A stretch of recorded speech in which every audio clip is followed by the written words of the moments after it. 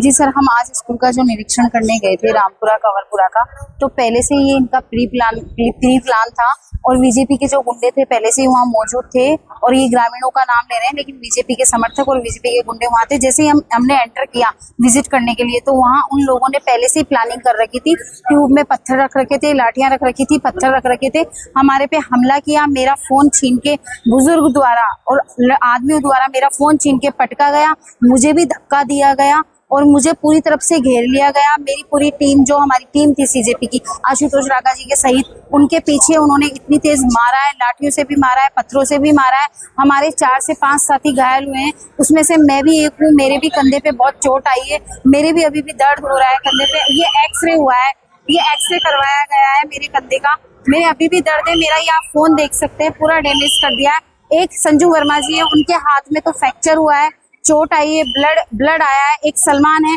उसको तो 4-5 लोगों ने मिट्टी में पीटा गया है और बहुत ही गलत व्यवहार किया गया है। क्योंकि जो स्कूल के लिए आज हम विजिट करने वाले थे, वो स्कूल 1 साल पहले भी भैंस के तबेले में चलता था। 1 साल पहले भी आशुतोष राका जी और हम सब गए थे वहाँ का विजिट करने, जब झालावाड़ की छत गिरी। उसके बाद में अभी भी वही हालत है, 1 साल बाद भी उसकी वही हालत है जो भैंस के तबेले में वो स्कूल चल रहा है। बस उसी को ही हम देखने गए थे, निरीक्षण करने गए थे और हमने ज्ञापन भी दे चुके हैं। 1 साल पहले का ज्ञापन अभी भी हमारे पास है, कुछ वीडियोस, कुछ फोटोज स्कूल की अभी भी अवेलेबल है हमारे पास में।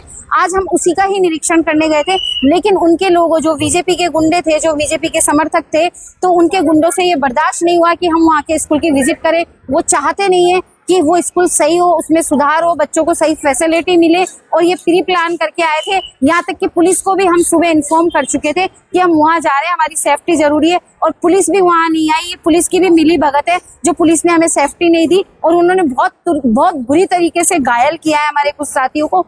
जी, कौन लोग थे? वो गाँव के ही लोग थे, ये आज इस तरीके से आरोप आप लोगों की तरफ से कि वो लोग बाहर से आए हैं।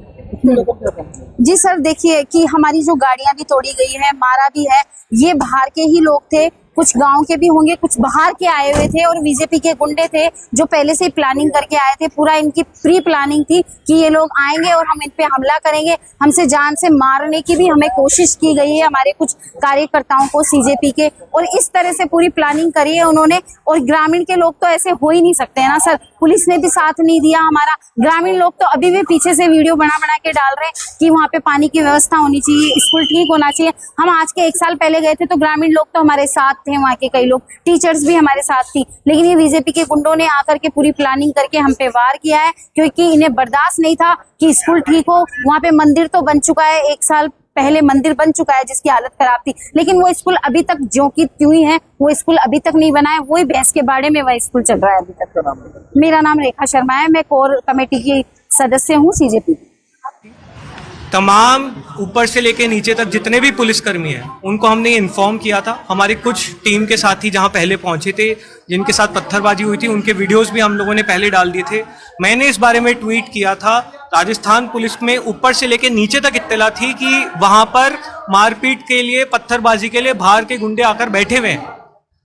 वहां पर हमारे पहुंचने के बाद आप सभी लोगों के वहां पे चैनल्स वहां पर मौजूद थे, आप लोगों के कैमरास वहां पर मौजूद थे, एक पुलिस वाला उस समय मौजूद नहीं था।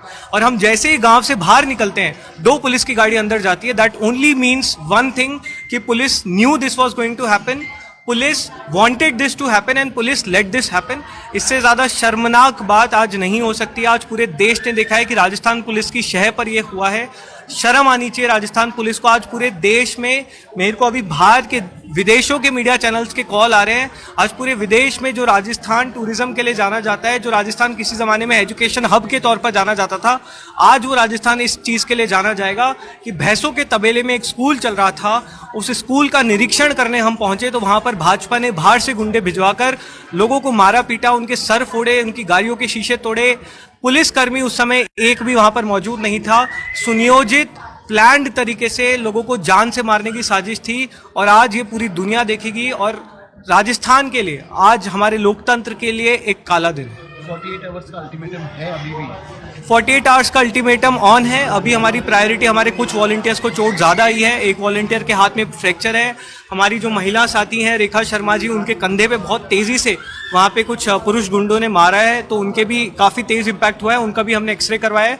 उसके अलावा 2-3 वॉलंटियर्स के ट्यूब में इन्होंने पत्थर डालकर उनको मारा है, उनको घसीट कर मारा है। सारे वीडियोस ऑन रिकॉर्ड है, पब्लिक डोमेन में है। उन वॉलंटियर्स का भी हम एमएलसी करवा रहे हैं और आगे की जो कार्रवाई है वो हम लोग जल्द शेयर करेंगे। लेकिन 48 घंटे में अगर ये गुंडे आज अरेस्ट नहीं हुए, 48 घंटे में अगर पुलिस ने इनको अरेस्ट नहीं किया, 48 घंटे में अगर ये ऑर्डर विड्रॉ नहीं किया गया, तो बात अब स्कूलों से ऊपर उठकर मदन दिलावर के इस्तीफे पर जाएगी, क्योंकि ये मदन दिलावर की शह के बिना संभव नहीं था। Thank you. ये जिनकी गाड़ियां तोड़ी जा रही हैं, जिनके साथ मारपीट की जा रही है, आखिर इनकी गलती क्या है? इनकी गलती बस इतना है, सिर्फ इतनी कि एक सरकारी स्कूल में चले गए थे, वहां की हालत दिखा रहे थे और सवाल पूछ रहे थे कि आखिर हमारे बच्चों को जो है कैसी शिक्षा दी जा रही है। सीजेपी के प्रवक्ता भाई आशुतोष राका जी गए थे, शिक्षा की बात कर रहे हैं लगातार, और उनके ऊपर जो है पत्थर बरसाया जाता है, लाठी डंडों से लोग दौड़ा लेते हैं मारने के लिए। वो बंदा कर क्या रहा है? सिर्फ बेहतर शिक्षा की बात कर रहा है, शिक्षा सुधार की बात कर रहा है। उन पर पत्थर बरसाने वालों, तुमसे पूछना चाहता हूं, जिस शिक्षा के लिए आवाज उठाई जा रही है वहां सिर्फ आशुतोष के बच्चे थोड़ी पढ़ेंगे, तुम्हारे बच्चों के लिए भी कोई लड़ रहा है, बेहतर शिक्षा की बात कर रहा है। स्कूल की ऐसी हालत क्यों है? उन्होंने तो आरोप भी लगाया कि जहां पढ़ाई की जगह है वहां तबेला बना रखा है। अगर कोई व्यक्ति कैमरा लेकर घुस रहा है, अगर सब कुछ सही है, तो इतना डर क्यों है? सोचिए, जिस जगह बच्चों के हाथ में किताब और कलम निकलनी चाहिए, अगर वहां गंदगी, बदहाली, अव्यवस्था दिखाई देगा तो सवाल पूछना अपराध हो गया। और अगर सवाल पूछने पर जवाब देने के बजाय पत्थर चलेंगे, गाड़ियां तोड़ी जाएंगी, मारपीट होगी, तो फिर समझ लीजिए कि समस्या सिर्फ स्कूल की इमारत में नहीं है, समस्या उस मानसिकता में है जो सवाल से डरती है। सरकारी स्कूल किसी नेता की जागीर नहीं है। सरकारी स्कूल जनता के टैक्स के पैसे से चलते हैं। जिस मजदूर ने टैक्स दिया, जिस किसान ने दिया, जिस छोटे दुकानदार ने टैक्स दिया, उसके बच्चों का भी उतना ही अधिकार है कि उसे अच्छी शिक्षा मिले, बेहतर व्यवस्था मिले। गरीब का बच्चा सरकारी स्कूल में पढ़ता है तो इसका मतलब यह नहीं कि उसे घटिया शिक्षा मिले। उसे भी शिक्षक चाहिए अच्छे, उसे भी साफ सुथरा स्कूल चाहिए, उसे भी किताब चाहिए, उसे भी सुरक्षित माहौल चाहिए, और सबसे जरूरी उसे भी बराबरी का भविष्य चाहिए। और याद रखिए, स्कूल सिर्फ दीवार और छत का नाम नहीं है, स्कूल देश का भविष्य तैयार करने की जगह है। अगर आज हम स्कूल की बदहाली पर चुप रहे तो कल वही बदहाली हमारे बच्चों के भविष्य में दिखाई देगी। आज जो लोग शिक्षा से घबरा रहे हैं, पत्थर चला रहे हैं, यही मानसिकता वाले एक समय पर माता सावित्रीबाई फुले जी के ऊपर भी गोबर फेंकते थे, लेकिन वो भी लड़ी थी और आज भी लड़ा जाएगा।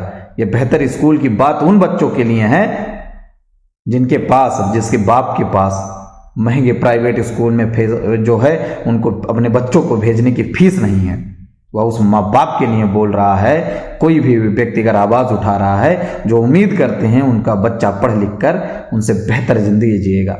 और अगर शिक्षा के सवाल पर भी आवाज उठाने वालों को डराया जाएगा, मारा जाएगा, गाड़ियां तोड़ी जाएंगी, तो सवाल और बड़ा होगा। हर कोई सवाल करेगा, आखिर किस बात का डर है? स्कूल अच्छा है तो कैमरा जाने दीजिए, व्यवस्था शानदार है तो दिखाने दीजिए। अगर आपने बेहतर कार्य किया है, बच्चों को बेहतरीन शिक्षा मिल रही है, तो दुनिया को बताने दीजिए।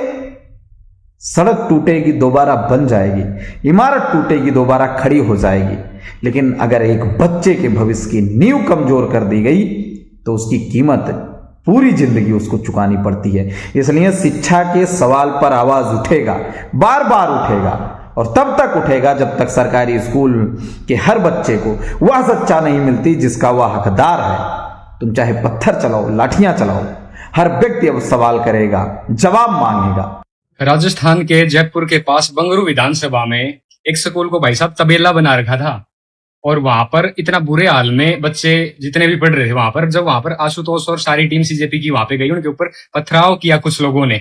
और आप वो वीडियो देखोगे ना, 15-20 ही लोग हैं, पूरा गांव नहीं है वो कि गांव विरोध कर रहा था। गांव के लोग तो चाहते हैं कि स्कूलों को ठीक किया जाए, लेकिन 15-20 लोगों का झुंड वहां पे पहुंचता है और सीजेपी की टीम पर हमला करता है। भाई साहब, ये कौन लोग हैं? इनको आइडेंटिफाई कर लो।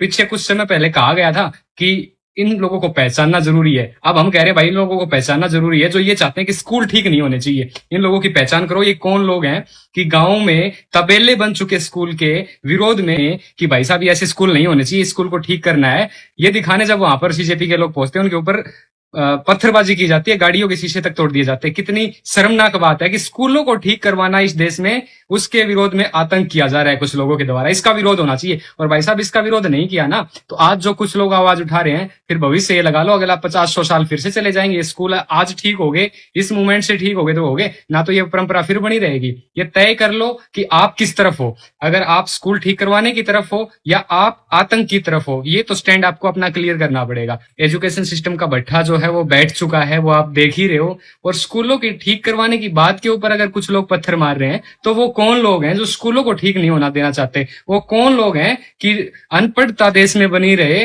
बेरोजगारी बनी रहे, इस चीज में, इस बात में किसका फायदा है? इन लोगों को आइडेंटिफाई कर लो भाई साहब। हेलो एवरीवन, अभी हमने थोड़ी देर पहले देखा कि कैसे आशु और उनकी टीम को बीजेपी के गुंडों ने मारा और पीटा।